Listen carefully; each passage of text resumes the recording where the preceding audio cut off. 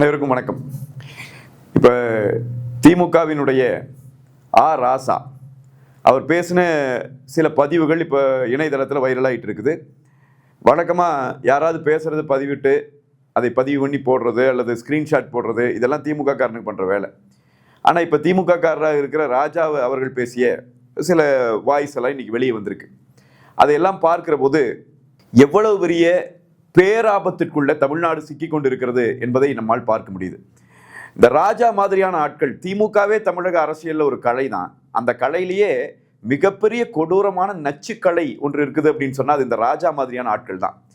இவர்கள் இந்த வேலையை செய்கிறார்கள் நமக்கு ரொம்ப நாளாவே தெரியும். ஆனாலும் கூட இப்ப இவர் பேசி வெளிவந்திருக்கிற யாரோ பதிவு பண்ணி எடுத்து போட்டிருக்கிறாங்க அவர் பேசின பேச்சா. அதுல வந்திருக்கிற செய்திகள் ரொம்ப படுபயங்கரமா இருக்கு.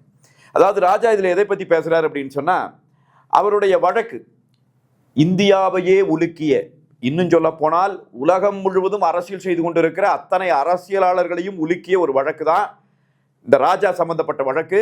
அதை ஒண்ணுமே இல்லாத மாதிரி தமிழ்நாட்டு மீடியாக்களை வச்சு மூடி மறைச்சிக்கிட்டாங்க. அது பக்கம் ஒரு பக்கம். ஆனாலும் கூட 2G ஸ்கேம் என்று சொல்லப்பட்ட அந்த வழக்கு இன்னைக்கு 5G பயன்படுத்திட்டு இருக்கிற, இன்டர்நெட் பயன்படுத்திட்டு இருக்கிற அந்த தலைமுறை பிள்ளைகளுக்கு சில பேருக்கெல்லாம் தெரியாம இருக்கலாம். ஆனால் அந்த காலகட்டத்தில் இந்தியாவையே உழுக்கின வழக்கு. ஏன் அப்படின்னா, இந்தியா விடுதலை அடைஞ்சதிலிருந்து 70 ஆண்டு காலத்துல இப்படி ஒரு ஊழலை எவனுமே செய்ததில்லை. இந்தியா முழுவதும் எந்த மாநிலத்திலும் எந்த தேசிய கட்சி ஆட்சியிலும் இப்படி ஒரு ஊழல் செய்ததில்லை என்கிற அளவிற்கு 1,75,000 கோடி இந்திய ரூபாய் மதிப்புக்கு நடைபெற்ற ஒரு பிரம்மாண்டமான மெகா ஊழல், இந்திய வரலாற்றிலேயே மிகப்பெரிய ஊழல். இந்த ஊழலினுடைய சூத்திரதாரி யார் என்று சொன்னால் இந்த ராஜா தான் என்று அன்றைக்கு பல ஊடகங்களும் பேசினார்கள். மீண்டும் மீண்டும் அந்த ஆதாரங்கள் எல்லாம் வெளியே விடப்பட்டது. அதை பற்றி தான் இந்த ராஜா இப்ப அவர் பேசி வெளிவந்திருக்கிற ரெக்கார்டு இருக்கு இல்லையா, அதுல பேசுறார். அதுல ராஜா சொல்லுகிற போது சொல்றாரு, பணம் கலைஞர் டிவிக்கு போச்சு, அதுக்கு மேல நான் சொல்ல விரும்பலைங்கிறார். என் அன்பு மக்கள் யோசிச்சு பார்க்கணும். 1,75,000 கோடிங்கிறது சாதாரண தொகை கிடையாது. நான் பொதுக்கூட்டங்களில் சொல்லிட்டு இருக்கிற மாதிரி ஏற்கனவே பிடிஆர் பழனிவேல் தியாகராஜன் சொல்லியிருந்தார், ஸ்டாலினுடைய மகனும் மருமகனும் மட்டும் 2 பேர் சேர்ந்து இந்த ஆட்சி அமைஞ்சு முதல் 1.5 வருடத்திற்குள்ளே இவங்க சம்பாதிச்ச தொகை 30,000 கோடின்னு சொல்லியிருந்தார். 30,000 கோடி அப்படிங்கிறது எவ்வளவு பெரிய தொகை. அதை நான் என்னுடைய பொதுக்கூட்டங்களில் சொல்லி வர்றது உண்டு. அதை விட பல மடங்கு பெரிய தொகை இந்த 1,75,000 கோடி. அது சரியா புரிஞ்சுக்கணும்னா 100 லட்சம் சேர்ந்தா 1 கோடி. அது மாதிரி 1 கோடி, 10 கோடி, 100 கோடி, 1000 கோடி, 10,000 கோடி, 1 லட்சம் கோடி, 1,75,000 கோடி. இந்த பணத்தை என்ன தொகையினே நம்ப முடியாது. அவ்வளவு பெரிய தொகை. இந்தியாவினுடைய பொருளாதாரத்தையே சீரழிக்கிற வகையில இந்தியா மீது ஒரு தொடுக்கப்பட்ட போராக கூட இதை நம்ம பார்க்கலாம். அவ்வளவு பெரிய அயோக்கியத்தனத்தை, அவ்வளவு பெரிய ஊழலினுடைய சூத்திரதாரியாகத்தான் இந்த ராஜா அறியப்பட்டார். இந்த ராஜா பேசியிருக்கார். அவர் பேசின அந்த வாய்ஸ் ரெக்கார்டில் அது வருது பாருங்க. பணம் கலைஞர் டிவிக்கு போச்சு, இதுக்கு மேல நான் சொல்ல விரும்பலங்கிறார். இருந்தால் எத்தனை தாண்டா கொள்ளையடிச்சிங்க இந்த நாட்டை? எத்தனை தான் இந்த நாட்டு மக்களை கொள்ளையடிச்சு கொளுத்து திரிறீங்க? இந்த ராஜா போன்றவர்கள் எல்லாம் அரசியல் கலைகள் இல்லையா? என்னென்ன பேச்சு பேசிட்டு இருக்காரு. அந்த ஆடியோ வெளியே வந்திருக்கிற ஆடியோவில் பார்த்தா, அந்த ஆடியோ அதை வெளியிட்டதற்காக யூடியூபர் மாரிதாஸ்க்கு இவர் நோட்டீஸ் அனுப்பியிருக்காரா ராஜா. அவர் மாரிதாஸ் சொல்லிட்டாரு, நான் கோர்ட்ல ஃபேஸ் பண்ணிக்கிற பார்த்து போட்டாரு.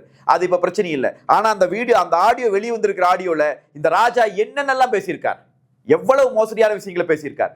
ஸ்டாலினுக்கு அறிவில்லை, ஸ்டாலினுக்கு எதுவும் ஹேண்டில் பண்ண தெரியாதுங்கிறதெல்லாம் புது செய்தி இல்லை நமக்கு. அது நமக்கே தெரியும் தான். அது ஒன்றும் இது இல்லை. அது ஏற்கனவே வைகோ அவர்கள் பேசுகிறார். அவர் ஸ்டாலினுக்கு எந்த அறிவும் கிடையாது, ஒரு கிளை செயலாளருக்கு இருக்கிற அறிவும் கூட இல்லாத ஒரு மனிதர். ஒரு பொம்மையைத்தான் வச்சு இவங்க முதலமைச்சராக இது வரைக்கும் இந்த 5 வருஷம் ஆட்சி நடத்திட்டாங்க. அந்த குடும்பம் பின்னாடி நின்று எந்த அளவுக்கு அந்த பொம்மையை பயன்படுத்தியது என்பதையெல்லாம் தமிழ்நாட்டு மக்கள் பார்த்தாங்க. அதெல்லாம் புது செய்தி இல்லை. ஆனா ராஜா இதுல சொல்றாரு, இந்த 2G வழக்குல கலைஞர் டிவிக்கு பணம் போச்சுன்னு. கலைஞர் டிவிக்கு 200 கோடி ரூபாய் பணம் எதற்கு கொடுத்தது என்கிற கேள்வி வந்த போது தயாளம்மாள் ஒன் ஆஃப் த டைரக்டர்ஸ்னு போட்டு வச்சிருந்தாங்க கலைஞர் டிவியில. அந்த அம்மா கிட்ட விசாரணை நடத்துச்சு சிபிஐ. யார் தயாளம்மாள்ங்கிறவங்க? கருணாநிதி அவர்களினுடைய மனைவி, ஸ்டாலின் அவர்களினுடைய தாயார். அவங்களுக்கு மனநிலை சரியில்லாமல் இருக்கிறார்கள். அவரால் இப்பொழுது இதுல வெளிப்படையா உண்மைகளை பேச முடியாது, உங்க முன்னாடி ஆஜராகி விசாரணையில் அவங்க பங்களிப்பு செலுத்த முடியாதுன்னு சொல்லிட்டு வந்த கூட்டம் தான் இந்த கூட்டம். கனிமொழி எதுக்காக சிறைக்கு போனாங்க? வாங்கின காசு கொஞ்சம் நஞ்சம் இல்லை. இதே குரல் பதிவுல இந்த ராஜா சொல்றாரு, அழகிரி வந்தார், நான் ஜெயில திகார் சிறையில நானும் கனிமொழி இருக்கிற போது அழகிரி வந்தாரு. எப்பா கலைஞர் டிவிக்கு போன பணம் எல்லாம் ஸ்டாலின் தானே வாங்கி கொடுத்துருக்காப்ல, பேசாம அப்ரூவரா மாதிரி அவனை காட்டி கொடுத்துட்டு நீங்க 2 பேரும் வெளியே வர வேண்டியதானே அந்த ஆள் சொன்னாரு. யாரையே? அழகிரி சொன்னாருன்னு ராஜா சொல்றாரு. அப்படின்னா இதே செய்தியை நீங்க வேணா எடுத்து பாருங்க, பழைய காணொலிகள் பாருங்க, இதே செய்தியை கொஞ்சமும் மாறாமல் வைகோ பேசியிருந்தார்.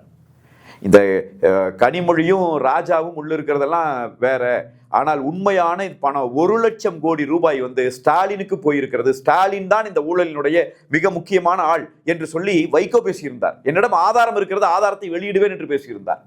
அதற்குள்ள ஒரு கூட்டணி அமைஞ்சிருச்சு, ஓடி போயிட்டார், அது வேற வகை. அப்படின்னா இந்த ஊழல் வழக்கு இன்னும் முடிஞ்சு போகல. ராஜா ஊடகங்களை வச்சுட்டு பெரிய அளவில் அப்படி ஒரு கட்டமைப்பு கொடுத்துட்டு இருக்காரு. இந்த வழக்கு முடிஞ்செல்லாம் போகல, அது இன்னும் அப்பீல் இருக்கு, இடி அப்பீல் பண்ணியிருக்கு. மீண்டும் இந்த வழக்கு எடுத்து விசாரணைக்கு கொண்டு வரப்படும். அதுல இதெல்லாம் சாட்சிகளாக பயன்படுத்தணும். எவ்வளவு வெளிப்படையா நீங்க நினைச்சு பாருங்க. 1,75,000 கோடி ரூபாய்ங்கிற அந்த மாபெரும் தொகையை அடிச்சு வச்சாச்சுன்னா எத்தனை ஊடகங்களையும் விலைக்கு வாங்கலாம், யாருக்கு வேணாலும் ஓட்டுக்கு காசு கொடுத்து ஆட்சியை பிடிக்க முடியும். அப்படியெல்லாம் பல வேலைகளையும் தந்திரங்களையும் திருட்டுத்தனங்களையும் செய்துதான் இவங்க மீண்டும் மீண்டும் ஆட்சிக்கு வர்றாங்க. இந்த ராஜா மீண்டும் மீண்டும் எப்படி வெற்றி பெறுகிறார்? சாதிய எதிர்ப்பாளர்கள் என்று சொல்லிக் கொள்ளுகிறவர்கள் அந்த ஒரு 5-6 நிமிஷம் இவர் பேசுறதுக்குள்ள 3-4 சாதிகளை பற்றி குறிப்பிடுறாரு. நான் எஸ்சின்னு வெளியே வந்துட்டேன் பத்தியாங்கிறார். கேவலமா இல்லை? எதுக்கு வெளியே வரணும்? பட்டியல் சமூகம் என்பது என்ன? அது ஏதாவது தவறு இருக்குதா பட்டியல் சமூகமா இருக்கிறதுல? அது பட்டியல் சமூகம் என்பது பெறப்படுகிற உரிமை இல்லையா? வன்னியரையெல்லாம் நான் கரெக்ட் பண்ணி வச்சுட்டேன். கவுண்டர்லாம் அட்டென்ஷன்ல நிக்கிறான், பிராமணன்லாம் இப்படி பண்ணுவான், நாம் அப்படி பண்ணக்கூடாது, நாம் இப்படி பண்ணணும். என்னையா பேச்சு? ஒரு அமைச்சரா இருந்தவர், இத்தனை வருஷம் அமைச்சரா இருக்கிற துரைமுருகன், ஒரு விடுதலை சிறுத்தைகள் கட்சியினுடைய மாவட்ட செயலாளர், தேர்தல் பிரச்சாரத்துல வாகனத்தில் ஏறினவரை திட்டி கீழே இறக்கி விடுறாரு. வாய் திறந்து ஒருத்தர் பேசுனீங்களா? இந்த ராஜா எல்லாம் பேசினாரா? ஒரு வார்த்தை பேசினாரா? அவர் யாருன்னு தெரியாம கீழே இறக்கி விட்டுட்டாருன்னு பேசிட்டு இருக்கிறானுங்க இங்க உட்காந்து இந்த ஐடி விங்ல, டிஎம்கே ஐடி விங்ல. ஒரு கூட்டணி கட்சியினுடைய மாவட்ட செயலாளரை, அந்த தொகுதியினுடைய தொடர்ச்சியா பலமுறை எம்எல்ஏவாக இருந்த துரைமுருகனுக்கு, இவ்வளவு பெரிய தலைவராக இருக்கிற துரைமுருகனுக்கு, அமைச்சராக இருந்த துரைமுருகனுக்கு கூட்டணி கட்சியினுடைய மாவட்ட செயலாளர் தெரியாதா யாருன்னு? அப்ப என்ன இந்த ராஜாவினுடைய இந்த குரல் பதிவை பார்க்கிற போது மிகப்பெரிய அளவில் இந்த நாட்டை நாசப்படுத்தியவர்கள், இந்த நாட்டினுடைய பொருளாதாரத்தையே சுரண்டுகிற அளவிற்கு மாபெரும் கொள்ளையடித்து கொளுத்து கிடக்கிற, ஊழல் செய்து ஊழலிலே திளைத்துக் கொண்டிருக்கிற இந்த கும்பல், திமுகவை என் கைப்பிடிக்குள்ள வச்சிருக்கிறேங்கிற இந்த ராஜா. நாளைக்கு ஸ்டாலினுக்கு அறிவு ஒன்றும் கிடையாது, நான் தான் எல்லாம் பார்த்துக்குவேன், என்னால் பார்த்துக்க முடியும், என்னை வெளியே தள்ள முடியாது, என் கம்யூனிட்டி வெளியே தள்ள முடியுமா, என் மூளையை வெளியே தள்ள முடியுமா, அடுத்த ஒரு கேள்வி கேட்கிறா, என்னுடைய செல்வாக்கை வெளியே தள்ள முடியுமா, இன்னும் நிறைய வச்சிருக்கேங்கிறா. என்ன வச்சிருக்கிற? பிளாக்மெயில் பண்ணித்தாயா அரசியலே நடத்திட்டு இருக்கிறீங்க. திமுகங்கிற கட்சியே பிளாக்மெயில பிறந்த கட்சி, பிளாக்மெயிலே வளர்ந்துட்டு இருக்கிற கட்சி அந்த கட்சி. ஒவ்வொருத்தரையும் பிளாக்மெயில் பண்ணி, இந்த ராஜா போன்றவர்கள் எல்லாம் இந்த முதலமைச்சரையே பிளாக்மெயில் பண்ணிட்டு இருக்கிறாங்க. எவிடன்ஸ் இப்ப வந்திருக்கு. எவ்வளவு கேவலமான ஒரு பிறவியாக இவங்க இருந்து அரசியல் பண்ணிட்டு இருக்காங்க பாருங்க. இந்த அரசியலை புறங்காண வேண்டும்.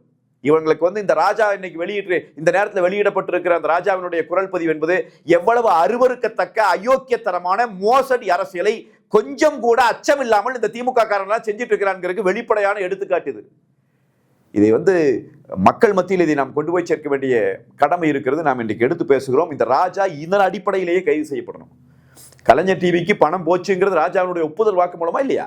அப்படின்னா திமுக காரன் திருடுறதுக்கு எங்க மக்களை எத்தனை வேத்த நீ சுரண்டி உறிஞ்சி கொளுத்திருக்கிற.